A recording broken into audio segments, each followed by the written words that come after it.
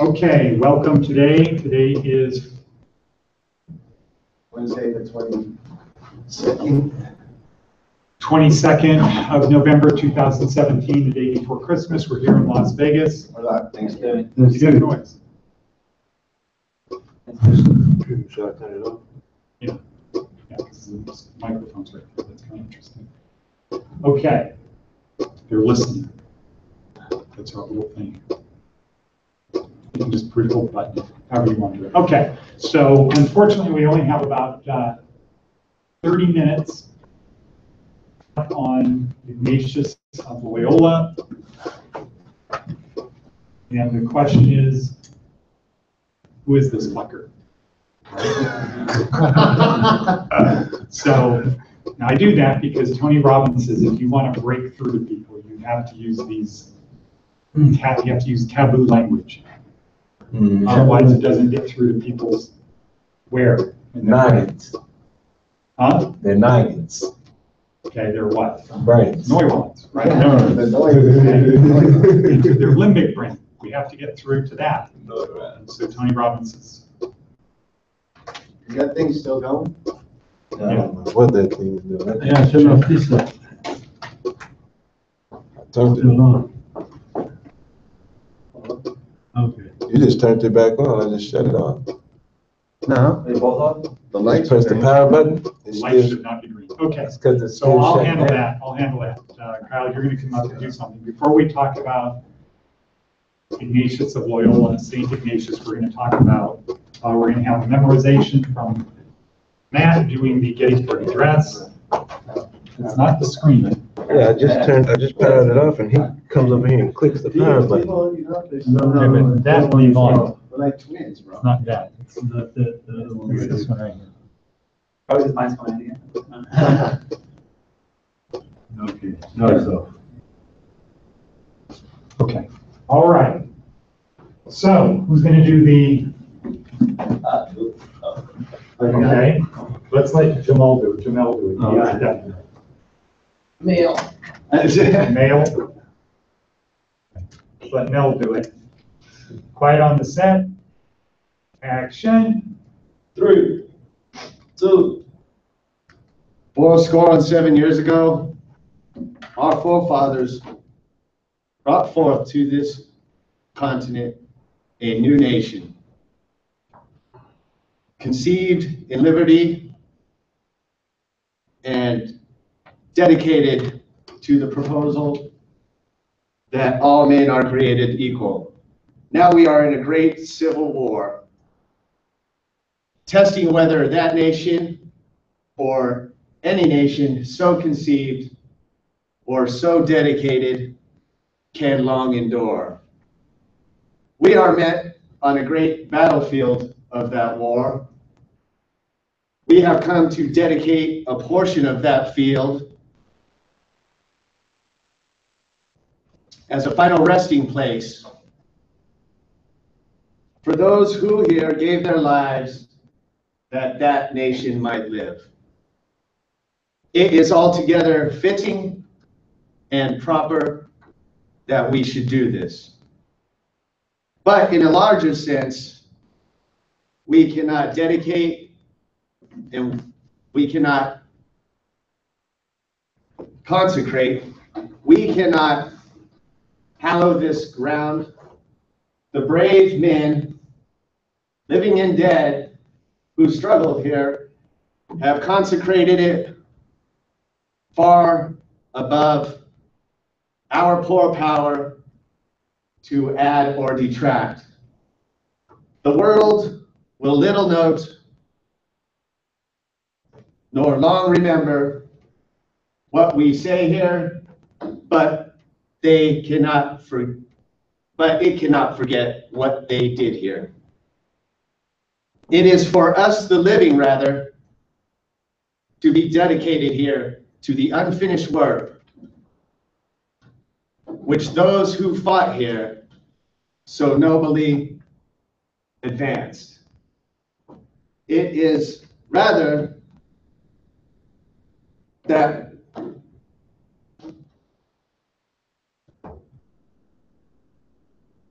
it is rather for us to be here, dedicated to the task, the great task remaining before us. That we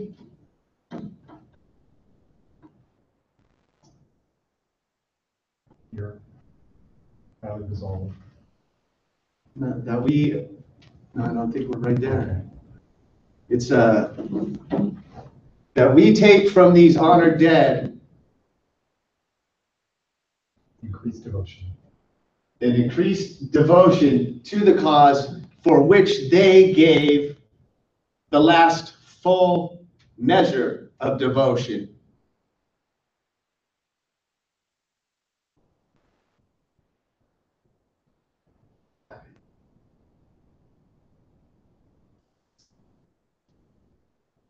Here, value resolve. We here highly resolve that these dead did not die in vain, and this nation under God shall have a new birth of freedom and a government of the people. No, this government. Oh, and this government of the people, for the people, by the people, shall not perish from the earth. Good job. Thank you. So you did that in one day? One day? One day? You did that one day? No, I've done that in a couple days. Okay, good. Good job. What was that? I was trying to look for it. So Getty's perfect address. Oh, they did address. That one was challenging because he, in one sentence, he'll reword the same idea. For us rather, and is rather for us. Yeah, Those yeah, two sentences. that was the part that I really got stuck on. But the beginning is easy, right? Yeah, the beginning was, like that. yeah. Okay, so Loyola, let's break down who this guy was. And our point, what we're trying to get to today is just a very, very, very simple thing that if this guy could do it, we could do it. All we have to do is follow the plan. And so, the guy was born like the 13th kid. What does that mean? The 13th kid back in 1491. Family of minor nobility. That means they have no money. No money. 13th kid means you aren't getting anything. Yeah, right. It's not like here where your dad dies and it's split up between everyone. There, the oldest son got everything. Marry off females from other good families or become a priest or join the army, which he did, right? Went away to be in the army. And how was he described when he was young? This phrase, a lady. He's a player, right? He's a player. Okay. So early on, he got arrested for rape. Off on a technicality because of his family and who he was. So this guy was not a good guy. Like to fight, kill people, on people here. So if he was in this country, this guy would be in high desert at a young age. But he was in the army. They had a battle against the French. What happened? He got his leg blew off. Yeah, cannonball smashed into his right leg. Right. Left leg smashed his right shin. But the French decided what? To take him on. Yeah, to take him home. Hey, this guy was brave. They were outnumbered 13-1, and they didn't quit. So we'll take the guy home. It might have taken 2 weeks to carry him home because there were no cars back then. So they carried him home, and what happened by the time he got home? What? He was in medical. His leg set. Yeah. So he got back, and the doctor said, well, your bones are supposed to be like this, not like this. They're not healing right, and you're not going to be able to put any weight on them. So we need to re-break your leg. So they re-broke his leg, and they didn't have any painkillers.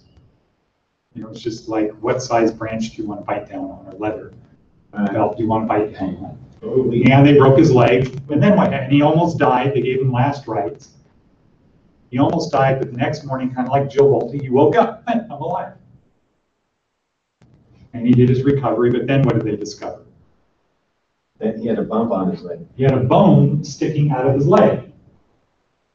Because once again, something bad happened, and therefore he was shorter. And he said, there's no fucking way I'm going back to the court like Quasimodo, with the bone sticking out of my leg, where I'm wearing my silk stockings to court, and my leg is 2 inches shorter, and I'm walking like this. My vanity that's not happening. Okay, guys, break it again, saw this thing off, saw this bone off, break my leg again, and then put weights on it like rocks, and stretch out my leg. How would that be? That would be painful. And so what did he have to do? So what did he do while he was recuperating? Well, he read. Yeah, there were only 2 books. That's all they had. 2 books in the whole house. Life of Christ. And not just the whole house, the whole village, community. So he read those books, and what they didn't get into in the longer video that we didn't watch, what they get into is, so he spent his time, so he's in there, he's recuperating. All you have, it's kind of like being in solitary confinement. All you have is what you remember, your memories, and your imagination. Where is that stored here? Where is it? Well, on here. Okay, all he had is his memories of life in court, screwing women, and his imagination of going back to court, being in the army, killing people, and screwing women. And these 2 books. So he would alternate during the day of fantasizing about what life is going to be like in the future, and reading about the saints and Jesus. And what he discovered in himself was, after fantasizing about the future, it left him he didn't really feel so good. It kind of left him desolate, dry. In the video, there was like a desert. Like it left him dry. But when after reading about the lives of saints, how did he feel? How did it say he felt? Energized. He felt good. So what was being released in him as he's reading Life of Saints and Life of Christ? Which one? Serotonin. Right. Wow. These guys put me to shame. I thought I was a badass soldier. These guys, they're out there doing all kinds of shit that I never thought about. Would think about going back to court, hadn't been in the fight for a while, they lost, you still have this thing on his leg, and what would be released? What was being released? Cortisol. So he's going through desolation and stuff, and he decided, you know what? I'm going to be a soldier for Mary. I'm going to go out there and I'm going to be a soldier for Mary. So when he recuperated enough, and now a psychiatrist would say, this guy needs serious help. He needs therapy. Because his whole life, in one smash of a cannonball, everything he thought he was and would be is what? Gone. Came to an end. Gone. Now he's 30 years old. Everything he thought he was going to be for the last 15 years, gone. Not going to be that. Guy needs therapy. It's just PTSD, right? Or, guys just like today. Guys go to war, they get shot, and they're fucked up. Yeah. So instead of getting therapy, he decides to do what? He tells his brother, I'm leaving, I'm going to go to Jerusalem. I'm going to help people. And he gets on this donkey with his stuff, and he rides off, and he goes to this place called Montserrat. And he prays has a confession for 3 days. He confesses his sin for 3 days. So what does that tell us about his sins? Well, then he had a lot of He had a lot. Most people spend like 5 minutes going to confession. 3-day session. Okay? 3 days, and he's kneeling in the church for overnight, not sleeping, just praying, kneeling. He finally puts his sword on the altar, trades his nice clothes to a beggar, takes the beggar's clothes, and decides he needs to think about life and figure out what the fuck he's going to do now. And he goes and lives in the cave. He's not eating well, not grooming himself. He's whipping himself at night, and he's just trying to figure out what the fuck am I going to do? please God, give me a son. Tell me what to do. Mentally, he's now going down. This is like the Unabomber, right? This is now like Ted Kaczynski. What was Ted Kaczynski doing? He was, the Unabomber. Well, he was. Where'd they find him? He was living in a shack in the middle of nowhere. Right? Anybody remember the Unabomber? Yeah, he was. Living in a shack in the middle of nowhere. Before. He was having these bombs and he was bombing people occasionally. And the cops were after him and they couldn't find him, but his brother turned him in. But he was a smart guy who went nuts. So Loyola is this smart guy and he's just now circling the toilet. Mental despair. Nothing good. Not bathing, not taking care of himself, fingernails growing. He had a nervous breakdown. He had a nervous breakdown. They didn't have anybody to help him. And one day, what did it say? Sitting by the side of the river, The river and The flower came and he has a vision. vision, yeah, And vision. in his autobiography, he doesn't really go into it. It's just something that he never experienced before. Had a hard time putting into words, which means it comes from where? His brain, Simon Sinek, his limbic brain, right? His right side. Joe Bolton Taylor, right? The side that doesn't have language, that's connected to everything, right? Remember the description? Yeah, yeah. Okay? So he has this idea, and then all of a sudden, bam, he now has a purpose. So it's like Viktor Frankl in the concentration camp. If you can project yourself into something better in the future, your what is going to go get it. If you change your self-belief, your self-image, what's going to happen? Your Your reticular activation system is going to be finding a way for you to get there. So he got, aha, now I know, and he went out and started preaching. And then what happened? Friends sent him back. He got arrested. Well, he went to Jerusalem, they kicked him out. Said, no, we're not going to have a guy, a European guy running around Preaching. Muslim territory with this kind of stuff. You got to go back. So they threw him out, comes back, and he's now out on the streets preaching. Get locked up. And what's his message? What was his message that was unique? It got him in trouble. God is in all things.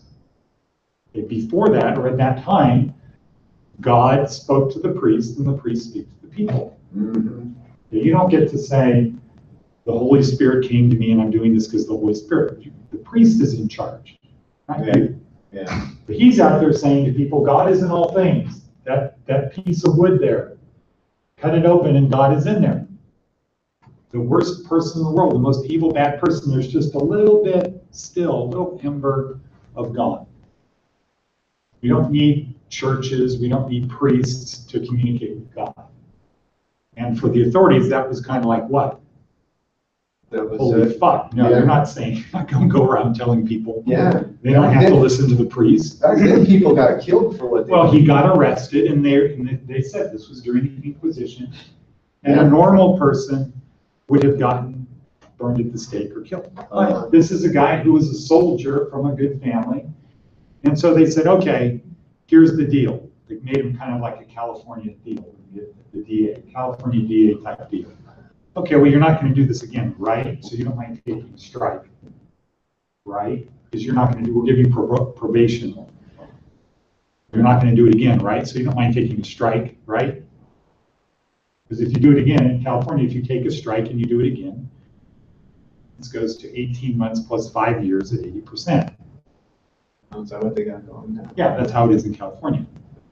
So you get something, you get 3 years. They say, okay, well, that would be 18 months, but you're going to take 18, we'll give you 18 months probation if you don't do it again. You promise not to do it again? We'll give you 18 months probation, no prison time. Or you can do 3 years. So guys say what? Do the probation. I'll do the probation, okay, and are you going to do it again? No. We give you probation, are you going to do it again? No, okay, well then you don't mind taking the strike, right? Because I got to get something. I've got to have something to go show the judge that this is going to be enforceable, that you learned your lesson. Well, they actually know that you're going to think that you outsmarted the system and you're just going to be better at dealing drugs. So you're just not going to get caught. And you're going to go right back to doing what you're doing. And they're going to arrest you, and now you're going to do 5 years plus 18 months at 80%. And That's how they do it. 80% of the time. Yeah. And then what if you completely, successfully complete it? If you successfully complete, you'll be on parole, and you'll probably get violated. Like our guy, One-Eyed Willie, who spent half his life in prison on the installment plan. He's older than me. And he's still on parole. Because he's on high control. And he got caught while he was on parole with having a steak knife in his pocket because he's homeless. And that is called a what? Damn. Concealed weapon. Yeah. Yeah. New charges. That's a charges. Okay. So anyway, so Ignatius is out there, and so they're going to make him that kind of deal. Okay. If you promise you're going to go to school and get an education, we will not burn you at the stake. Thank you. But if we catch you, if you're doing this and we catch you, it's going to be all bad. And he said, what? Okay. And then what did he do? He went to the university. No, he went to school with kids. Yeah, So they said, this guy's never going to do this. He's not going to go learn Latin with little kids. 2 years. He's not going to be the only guy in school with a beard for 2 years. He's not going to do it. He's going to go back out, and he's going to start preaching again. We're going to grab him, then we'll kill him. But what did he put in his reticular activation system? He can do it. That I'm going to do it. I'm just going to suck it up. I'm going to go to school and I'm going to learn Latin with these kids. And then he went to university. He went to Alcala, but he didn't believe the curriculum. Left. Then he went where? To Pope. Salamanca. Couldn't make it there. Yep. University number 2. Now he said, this country's not big enough for me. These people are too backwards. So he went where? Paris, right. He went to the University of Paris. He got his degree, and while he was there, he met a couple other guys. So now think about Seth Godin. So what did he do with these 2 other guys? Oh, he told him a story. He found part of the status quo that needed to be changed. When he's out there preaching on the street, he's trying to change the status quo. Right. He's with the tribe of Christians, and he's saying, we got to change the status quo. And it was working. He was connecting people, but the authorities came along and said, what? Stop. You can't do this. Okay? So he now goes to the University of Paris, and he rooms with Peter Faber and Francis Xavier. And he starts doing these spiritual exercises on them. He nudges them forward. And they do what? So he went now, he's no longer what? Alone what? No. He's no longer a lone nut because he's got 2 what? Followers. 2 first followers. Yeah. And then they go out and get how many more? How many did it start with? 11? 10. 10, yeah. Okay, so they went out and got 7 other guys to do it. Said, hey, kind of like Ernest Shackleton's guys. This is so much fun.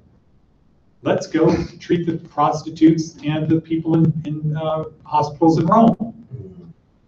Let's just give up our good life, because these are university students. These are educated people. Let's give that up and let's go do this. So he's following exactly the David Logan tribes nudge forward. He's following the Seth Godin. Find a part of the status quo to change, tell a story, connect people, lead them. He's following that story. He's going with the Simon Sinek. Why? Not what, not how, but why? Because God is in all things. And we don't need to do this. We just need to help other people. And did it work? Yeah. Okay, so that was about 500 years ago. Then what happened to the Jesuits? They got to be so successful, they got kicked out of the church because the other orders, the Franciscans, especially decided these guys are, their message is wrong. They have statues of Buddha. The Catholic churches in Japan. Priests are wearing Buddhist monk robes. They're in South America helping the Indians, the natives, so we can't enslave them. They're not letting us bring slaves in from the Caribbean like they are in the U.S. where it's Protestants. The Jesuits are not letting us have slavery down here because it's not right. They got kicked out of the church. And then after a while they came back. But today, there's 28 Jesuit universities in the US. There's about 140 around the world. And most of the Jesuit universities in the world are in India. What? India, that's not a Christian country. No. How could there be more Jesuit universities in India that's not even a Christian country than here? Oh, because of mission work? Divine the man. Well, because for Hindus, Hinduism is a way of life. And for Jesuits, they accepted that. Okay. Hinduism is a way of life. This is our religion. This is about Jesus. And so it's compatible. They made it compatible. Not trying to get people to convert. And the Pope, the first time in history of the world, the Pope, who's head of the Catholic Church, is a Jesuit priest. He was. He had to give up being a Jesuit. So he was a lifelong Jesuit. And he was from where? Well, Argentina. And he's really been cleaning Oh, the Pope right now, yeah, Yeah. from Argentina, yeah. He's really been cleaning up the church, making it a very simple church. He doesn't live in expensive places. He's a very simple guy, well-educated guy. Percent of the people in the U.S. Congress graduated from Jesuit universities. The Congress? Yeah, back in Washington. 11%. Yeah, then there's only about 18% of good people. So, and it's kind of like, let's say you're a wealthy guy in Colorado or Montana, and you, or Nebraska, you want to send your kid to school, you want to send them to a private university, where might you send them? To a Jesuit university like Regis or Creighton in Nebraska, St. Louis University, Marquette in Wisconsin, California, Loyola, Marymount, California, Santa Clara, in California, Seattle University, Gonzaga, So they're like Loyola.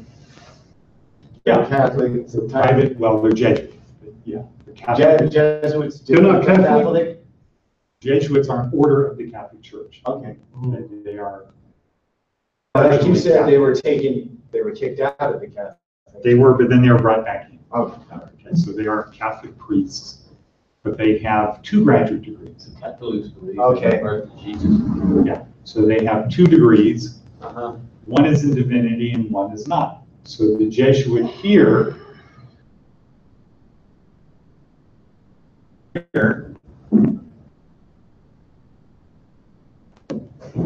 this guy,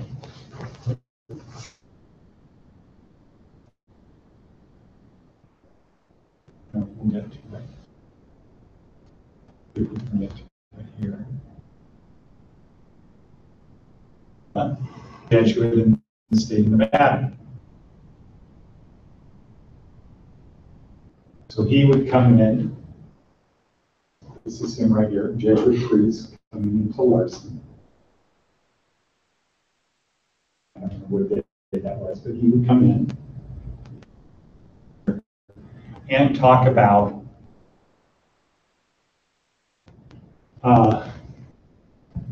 stuff, ethics. He's the only one in Nevada? Yeah. So, The only priest? so he would say he's the best Jesuit in Nevada. Right. Okay, and then Right he'd on. say,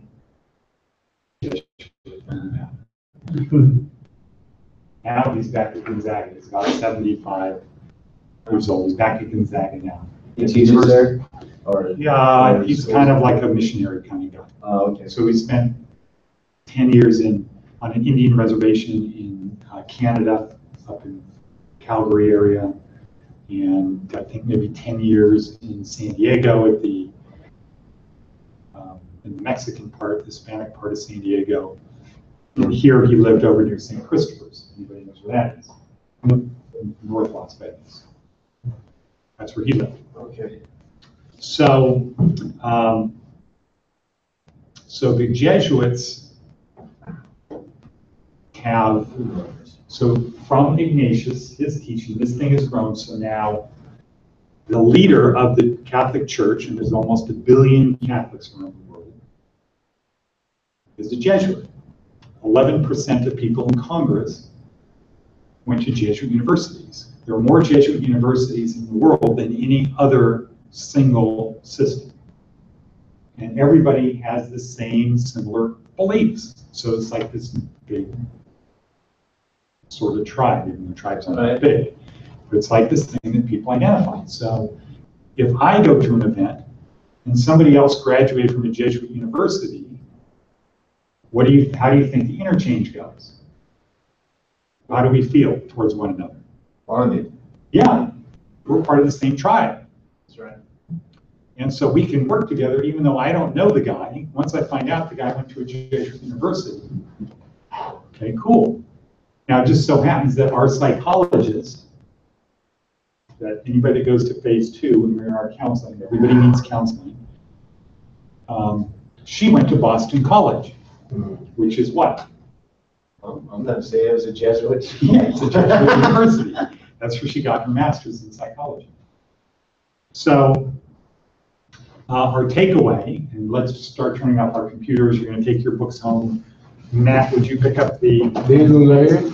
Huh? I'm taking these back today? Yeah, you can take them back, work on them, but we need the pen. So the takeaway is, if he can do it, I can do it. You don't have to do it on as big a scale. You don't have to change the world. You don't have to have it last 500 years. But if he can do it, anyone in here can do it. You just have to follow the program that we've worked on for the last 2 weeks. That should be in the book. Mr. Howard. Yeah.